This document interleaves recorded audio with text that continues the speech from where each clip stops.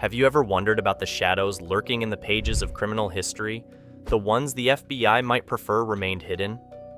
These individuals aren't just any criminals.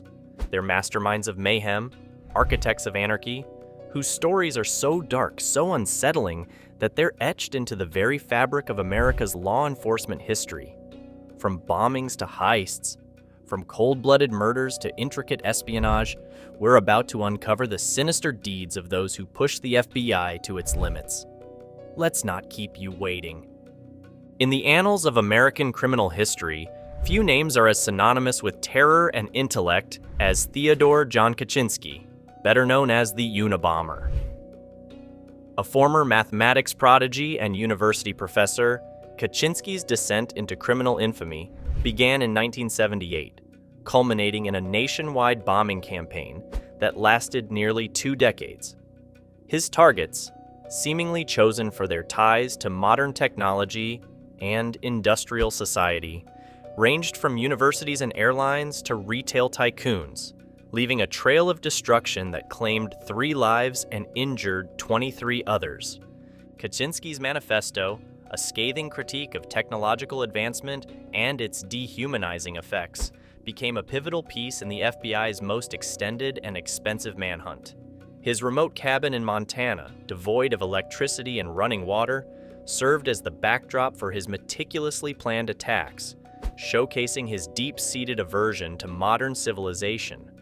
The breakthrough in his capture came in an unexpected form. His own brother, David Kaczynski, troubled by the parallels between Ted's writings and the Unabomber's manifesto, reluctantly tipped off the FBI. This act of familial betrayal ultimately led to Ted Kaczynski's arrest in 1996, but not before his actions sparked a nationwide debate on technology, privacy, and the lengths to which the law can, or should, go to protect society from its own. As we turn the page from the isolated cabin in Montana, where Ted Kaczynski plotted in solitude, we dive into the bustling streets of Boston, where another kind of darkness lurked. Here, Whitey Bulger reigned, blurring the lines between criminal underworld and law enforcement in a tale of betrayal and corruption. James Whitey Bulger stands as one of the most infamous figures in the annals of American crime, embodying the dark nexus between organized crime and law enforcement. As the feared leader of the Winter Hill Gang, Bulger's criminal empire in Boston during the 1970s and 80s encompassed a range of illicit activities, including racketeering, gambling, loan sharking, and murder. However, what set Bulger apart was not just his reign of terror over the Boston underworld, but his complex relationship with the FBI. Bulger served as an informant for the FBI, providing information on his rivals in the Italian mafia, while simultaneously using his status to eliminate competition and evade capture. This controversial partnership allowed Bulger's criminal activities to flourish, casting a long shadow over the integrity of the FBI and leading to a scandal that rocked the agency to its core. The twisted tale took a dramatic turn when Bulger went into hiding in 1994 after being tipped off about an impending indictment by his FBI handler. For 16 years, Bulger remained one of America's most wanted fugitives, his whereabouts a mystery that baffled law enforcement. It wasn't until 2011 that Bulger was finally captured in Santa Monica, California, living under an alias with his longtime girlfriend. His trial in 2013 exposed the depth of his crimes and the corruption within the FBI, ultimately sentencing him to life in prison. Whitey Bulger's story is a cautionary tale of power, betrayal, and the blurry line between protector and predator. Leaving the cold streets of Boston and the shadowy figure of Whitey Bulger behind, we journey to the warm, yet equally chilling, nights of California. It's here that Richard Ramirez, known as the Night Stalker, cast a pall of fear over the Golden State with his nocturnal spree of violence. Richard Ramirez, dubbed the Night Stalker, terrorized California in the mid-1980s with a series of brutal home invasion murders. His reign of terror, characterized by its randomness and brutality, left at least 14 people dead and several others traumatized. Ramirez's crimes ranged from burglary to sexual assault and murder, with victims varying in age, gender, and socioeconomic status, spreading fear throughout the entire state. What made Ramirez particularly menacing was his devil-may-care attitude towards life and death, often leaving satanic symbols at his crime scenes, which added a chilling psychological component to his physical violence. His capture became a top priority for law enforcement, leading to one of the most intensive manhunts in California's history. The end of Ramirez's spree came not from detective work alone, but from the vigilance of everyday citizens. After his photo was released to the public, a group of residents in East Los Angeles recognized him and apprehended him, holding him until the police arrived. His trial was a media circus, showcasing his flippant demeanor and lack of remorse. Convicted on multiple counts, Ramirez received the death penalty, leaving behind a legacy of fear and a testament to the power of community action in the face of evil. From the dark, silent homes terrorized by the Night Stalker, we travel back in time to the era of the Great Depression, where love and crime rode together. Bonnie and Clyde, the infamous outlaw lovers, captured the nation's imagination with a bullet-riddled ballet of bank robberies and gunfights. Bonnie Parker and Clyde Barrow, known collectively as Bonnie and Clyde, became infamous for their bank robberies and violent crimes during the Great Depression. Their story is one of love, rebellion, and ultimately, tragedy, as they captured the American public's imagination like few criminals before or since. Operating primarily in the central United States, their gang was responsible for killing at least 9 police officers and several civilians. What set Bonnie and Clyde apart from other outlaws of their time was their savvy use of media. They understood the power of an image, often posing with cars and firearms, crafting a romanticized version of their criminal lifestyle that appealed to the disenfranchised during the economic downturn. However, their reality was far from glamorous, filled with constant danger and a relentless pursuit by law enforcement. The FBI, under the direction of J. Edgar Hoover, took an active role in the manhunt for Bonnie and Clyde, using the pair's notoriety to bolster its own reputation and capabilities. Their dramatic end came in 1934 when they were ambushed by police in Louisiana, killed in a hail of gunfire. As the dust settles on the bullet-riddled car of Bonnie and Clyde, we find ourselves in the roaring 20s of Chicago, where Al Capone, the most notorious gangster of his time, built an empire on bootlegging and brutality, challenging the very foundations of law and order. Al Capone, also known as Scarface, is perhaps the most iconic gangster in American history, ruling over Chicago's underworld during the Prohibition era. Capone's criminal empire included illegal gambling, prostitution, and, most lucratively, the bootlegging of alcohol.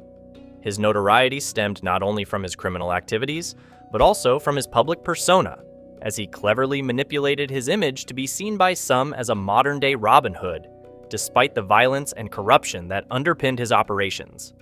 The FBI's involvement in Capone's downfall was indirect, as it was the Treasury Department that ultimately brought him to justice. The government's strategy to convict Capone on tax evasion charges after failing to pin him down for his myriad of other crimes was a testament to the complexity of combating organized crime. Capone's conviction in 1931 and subsequent 11-year prison sentence marked a significant victory for law enforcement and showcased the need for innovative tactics in the fight against crime. Capone's legacy is a dual-edged sword. He is remembered both as a ruthless mobster and a charismatic leader. His life and eventual imprisonment highlight the challenges faced by the FBI and other agencies in tackling the sophisticated criminal networks that flourished in the early 20th century. Leaving behind the smoke-filled speakeasies and violent streets controlled by Al Capone, we step into the deceptive calm of the 1970s, where Ted Bundy, with his lethal charm, embarked on a murderous spree, hiding his dark predilections behind a mask of normalcy. Ted Bundy is one of the most chilling figures in the annals of American crime, a serial killer who confessed to killing 30 young women and girls during the 1970s, although the true number of victims remains unknown. Bundy's modus operandi involved luring his victims with his charm and good looks before brutally assaulting and murdering them. His ability to blend into society and manipulate those around him made him particularly dangerous and elusive. The FBI played a crucial role in Bundy's capture through the development and use of criminal profiling. Bundy's case was among those that helped refine this technique, which allowed law enforcement to better understand the psychology of serial killers and predict their next moves. Despite his capture in 1975, Bundy managed to escape custody twice, committing further assaults and murders before his final capture in 1978. Bundy's trial was a media sensation, in part due to his decision to represent himself, showcasing his disturbing charm and intelligence. He was sentenced to death and executed in 1989, leaving behind a legacy that continues to haunt and fascinate the public and law enforcement alike. From the shadowy paths tread by Ted Bundy, we move into the charged atmosphere of Cold War America, where Julius and Ethel Rosenberg found themselves at the heart of a national controversy, accused of betraying their country in a tale of espionage that shook the world. Julius and Ethel Rosenberg were American citizens who became infamous during the Cold War, convicted of conspiring to pass atomic secrets to the Soviet Union. Their case remains one of the most controversial episodes in the history of American espionage and the FBI's efforts to counteract Soviet spying during the tense post-World War II era. The FBI's investigation into the Rosenbergs was part of a larger effort to uncover a network of Soviet spies infiltrating the United States.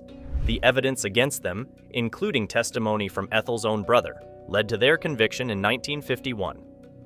Despite worldwide protests and pleas for clemency, the Rosenbergs were executed in 1953, becoming the first American civilians executed for espionage during peacetime. The Rosenberg case highlighted the challenges faced by the FBI in balancing national security concerns with civil liberties. It also underscored the pervasive fear of communism in America during the Cold War and the lengths to which the government would go to protect its secrets. The execution of the Rosenbergs remains a polarizing topic, with some viewing them as martyrs and others as traitors, reflecting the complex legacy of espionage and justice in a divided world. Turning away from the espionage and intrigue surrounding the Rosenbergs, we step into the gunsmoke of the early 1930s, where John Dillinger, a charismatic bank robber, became America's first public enemy number one, challenging law enforcement with his daring escapades. John Dillinger was an infamous American bank robber and the FBI's public enemy number one during the early 1930s. His criminal career was marked by a series of daring bank robberies, dramatic escapes from jail, and an uncanny ability to elude capture, making him a folk hero to some during the Great Depression. Dillinger's gang was responsible for robbing a string of banks across the Midwest, using cutting-edge tactics and weapons that challenged law enforcement's traditional methods. The FBI, under the leadership of J. Edgar Hoover, made Dillinger's capture a top priority, showcasing the agency's growing role in fighting crime on a national level. The pursuit of Dillinger helped to modernize the FBI, introducing advanced investigative techniques such as forensic analysis and the use of public relations to garner citizen assistance in capturing fugitives. Dillinger's criminal career came to an abrupt end in July 1934, when he was betrayed by an acquaintance and shot dead by FBI agents outside a movie theater in Chicago.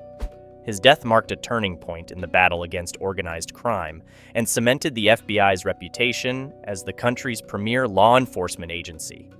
Leaving the era of John Dillinger's audacious bank heists, we delve into the enigmatic world of the Zodiac Killer, whose cryptic messages and unsolved crimes cast a long shadow over the late 1960s, leaving behind a mystery that continues to baffle and intrigue.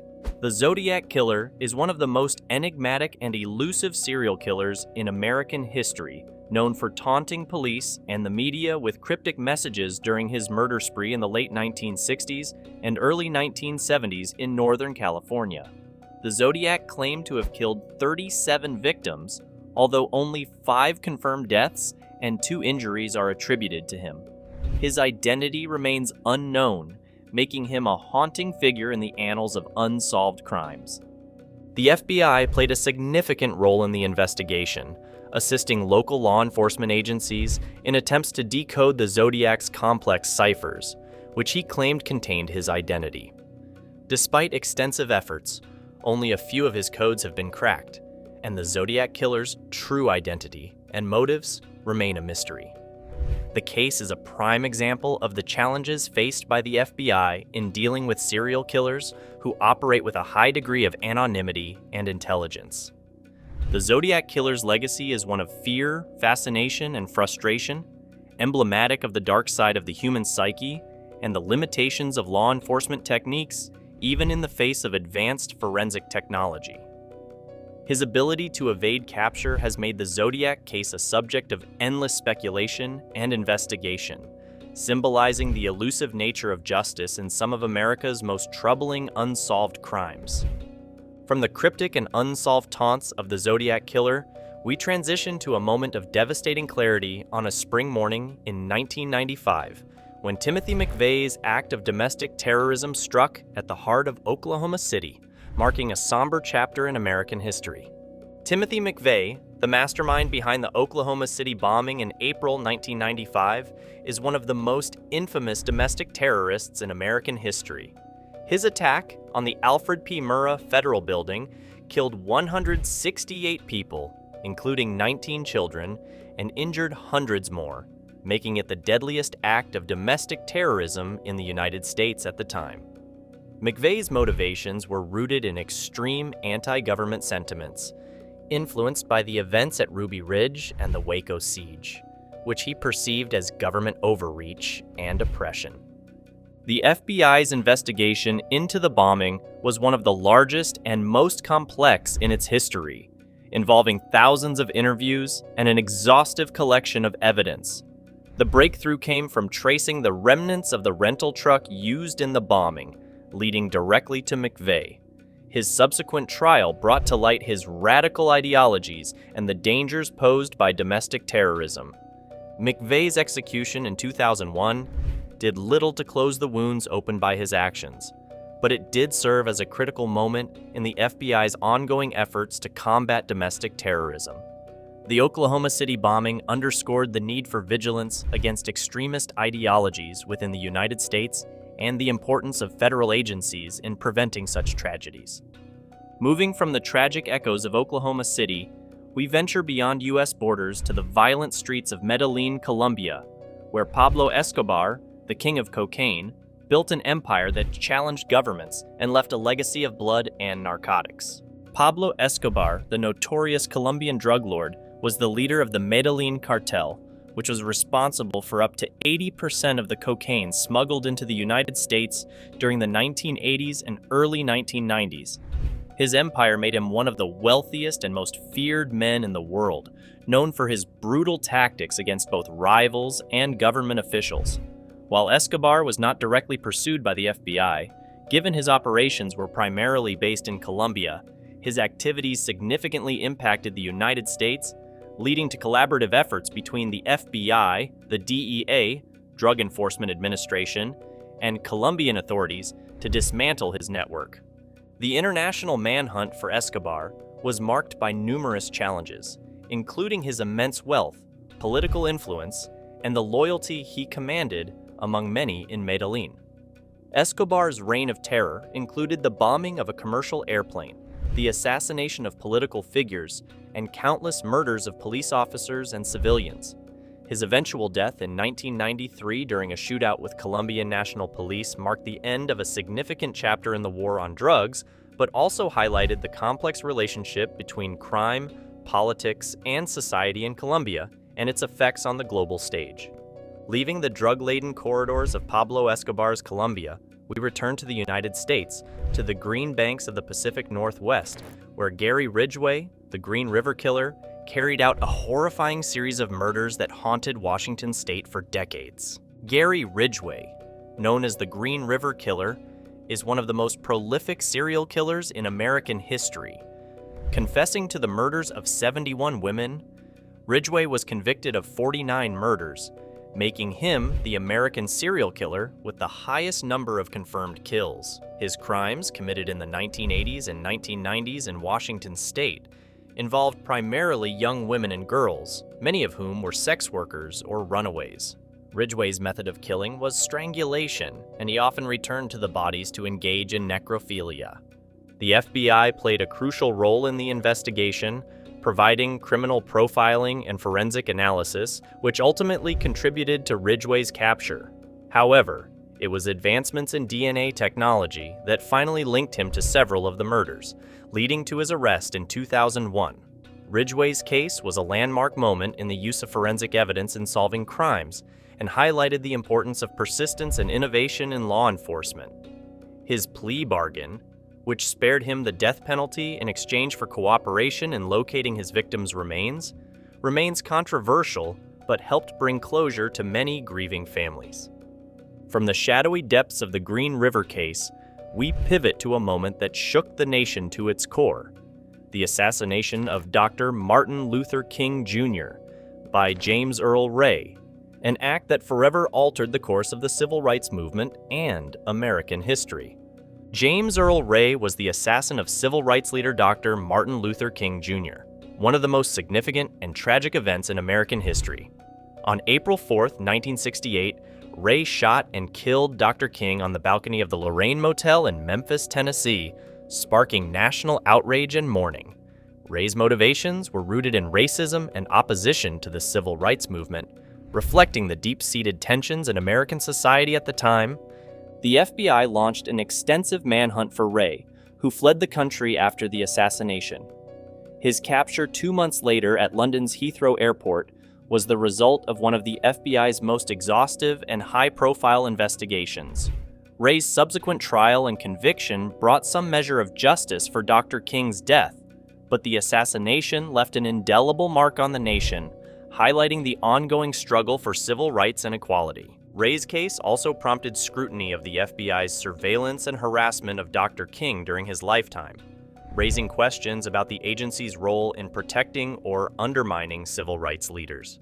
James Earl Ray's assassination of Dr. Martin Luther King Jr. remains a pivotal moment in American history, symbolizing both the hatred that sought to silence the push for equality and the resilience of the movement that Dr. King helped to lead. Shifting from the turbulent 1960s and the tragic loss of a civil rights icon, we enter the digital age of espionage with Anna Chapman, whose modern spy saga reveals the continuing dance of shadows between global powers in the 21st century. Anna Chapman, a Russian national, became the face of modern espionage when she was arrested in 2010 along with 9 others by the FBI for involvement in a Russian spy ring operating in the United States.